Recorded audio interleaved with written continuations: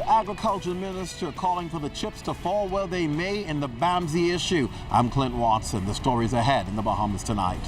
Coming up in the Bahamas tonight, major changes for the maternity ward here at Princess Margaret Hospital. We'll tell you what they are. National movement speaking out about a series of blackouts in the country and the resultant effect on the country. We have more details straight ahead. Now in HD.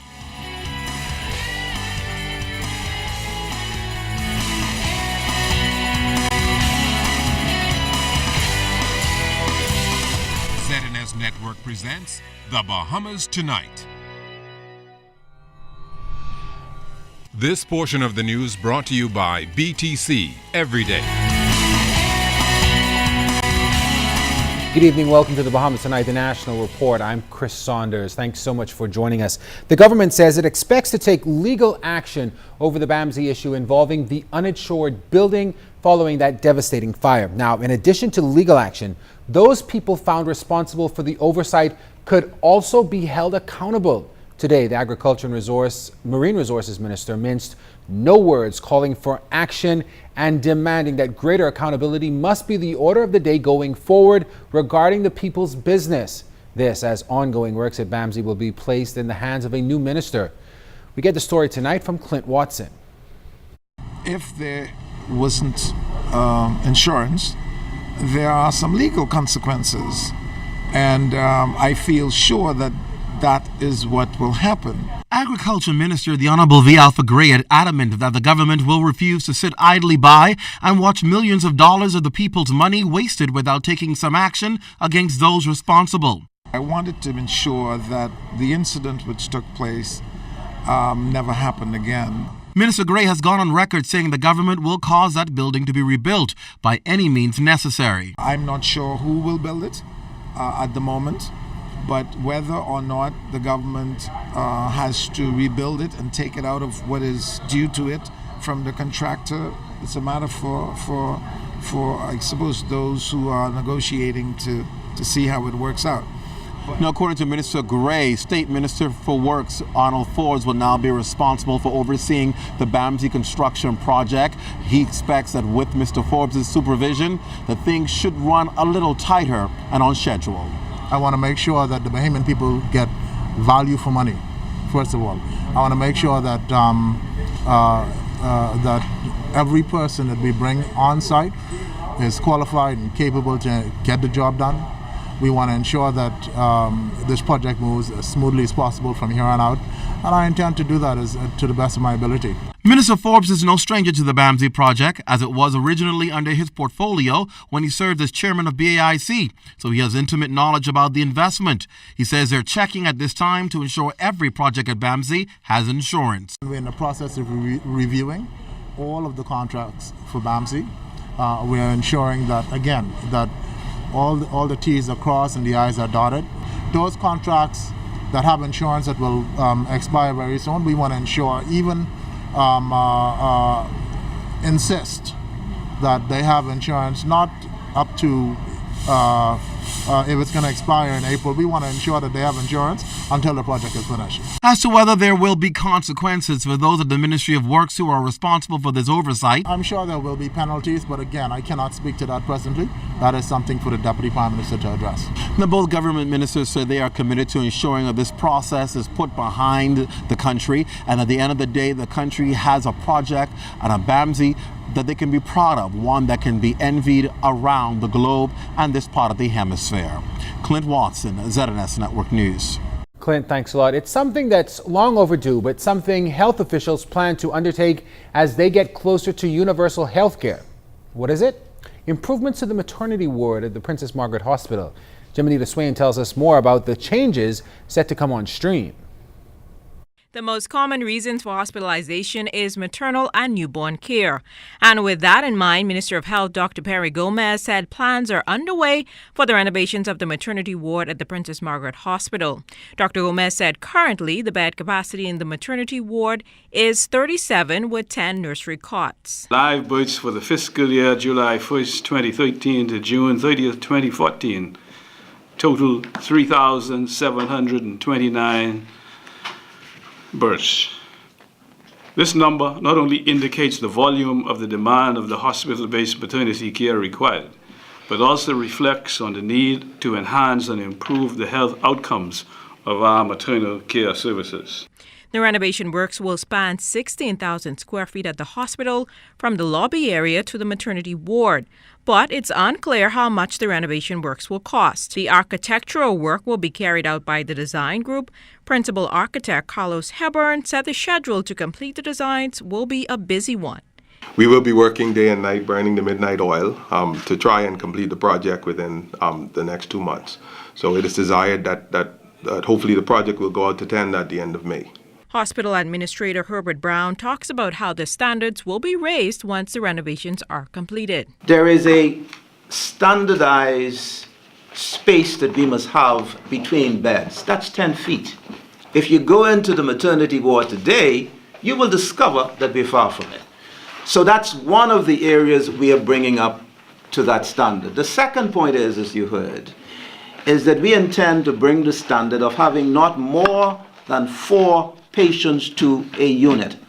Brown said there will be many benefits at the end of the day. We're going to increase our bed capacity between 18 and 20 beds.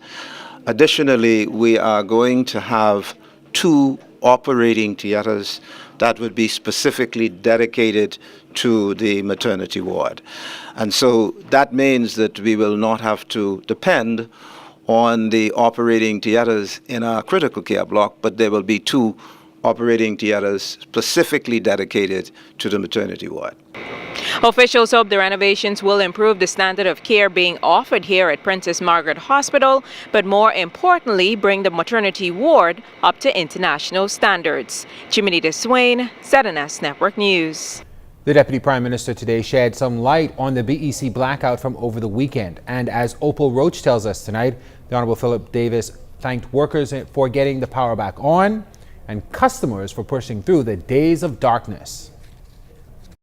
The island-wide interruption in electricity services over the weekend frustrated thousands of customers and left many wondering who was to blame. But in setting the record straight, Minister responsible for the Bahamas Electricity Corporation, the Honourable Philip Davis, said he is satisfied that employees were not at fault due to negligence as suggested. Instead, he said he's been advised that the outage occurred when a 33,000-volt generator cable experienced problems, resulting in damages to a number of cables and a fire in the cable trench. In a statement issued this afternoon, Mr. Davis thanked customers across New Providence for their patience, saying he is aware of the inconveniences faced by residents and the business community as a result of the massive power shutdown. The Deputy Prime Minister also assured the public that government is doing its part in fulfilling its commitment to reduce the cost of electricity and improve the delivery of services by the power company. The BC Minister also thanked employees for their dedication and hard work in restoring power supply. He called it a team effort involving management and line staff working through the night and day to carry out the necessary repairs. The blackout took place after 2 on Friday afternoon, leaving 80,000 BEC customers in the dark. As crews worked to restore power, big commercial customers with generators were asked to remain off the grid so that BEC could provide power to residential and small commercial consumers. By Saturday morning, at least 40% of the customers were back on, and by Sunday afternoon, power was restored to all. I'm Opal Roach, ZNS Network News. Opal, thanks a lot. Also tonight, Fern Carey talks to the leader of the opposition on those power outages as well. Dr. Hubert Minnis charging that the recent island-wide blackouts here in the capital exposes a crisis in leadership in the government. He suggested that the company's problems in supplying consistent power to consumers over the past 2.5 years has been unprecedented, resulting in millions of dollars in lost revenue for businesses while inconveniencing consumers. The Prime Minister has relinquished control of this very important corporation to his deputy, who is out of his depth on this matter. Furthermore, they have put in place an executive chairman who is at odds with both the government and the workers at BEC with respect to the way forward. Following the island-wide blackout, BEC's executive chairman Leslie Miller told media that the problem was due to a lack of maintenance of generators. His comments prompted the Bahamas Electrical Workers Union to call for him to resign. At the same time, Deputy Prime Minister Philip Davis released a statement today indicating, among other things, that the fault did not occur as a result of employee negligence. The F&M leader weighed in on the matter. That points out the confused state this government in. And if we continue to be led by individuals who are confused themselves, can you imagine the damage they would do to this country? He noted that the government has failed to reduce power costs as promised. And regarding calls for Miller to resign, Dr. Miller supported the stance of workers. I think Leslie Miller should respect the unions. You need to communicate with the people. When there's a breakdown of communication, a breakdown of respect, what would you expect from the unions?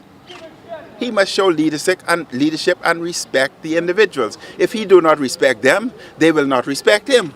And therefore, you would expect no recourse other than what they are requesting. We contacted BEC's executive chairman Leslie Miller for comment. However, he declined. For Kerry, ZNS Network News. Coming up in the Bahamas tonight, the Anatole Rogers High School to become a model amongst schools nationwide for green technology. CIBC First Caribbean recording significant profits for the first time in 4 years. I'm Altvise Munnings. Here are all the details coming up in the Bahamas tonight. This portion of the news is brought to you by the new Shell & Leden, designed for extra miles.